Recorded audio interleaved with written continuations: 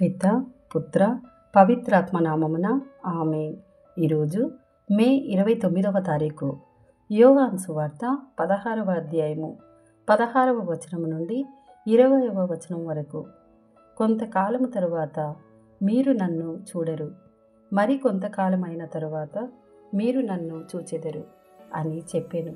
కనుక ఆయన శిష్యులలో కొందరు ఒకరితో ఒకరు, కొంతకాలము తరువాత మీరు నన్ను చూడరు, మరి కొంతకాలము అయిన తరువాత మీరు నన్ను చూచెదరు, ఏలయనా నేను తండ్రి యొద్దకు వెళ్ళుచున్నాను అని ఈయన చెప్పుచున్నాడు. ఇదేమి కొంతకాలము అని చెప్పుచున్నాడు, ఈయన చెప్పునదేమో మనకు తెలియటలేదు అని అనుకొనసాగిరి. వారు తనను ఏదో అడగదలుచుచున్నారని యేసు గ్రహించి వారితో, కొంతకాలము అయిన తరువాత మీరు నన్ను చూడరు, మరి కొంతకాలము అయిన తరువాత మీరు నన్ను చూచెదరు అని నేను చెప్పిన మాటలను గురించి మీరు ఒకరినొకరు ప్రశ్నించుకొనుచున్నారా?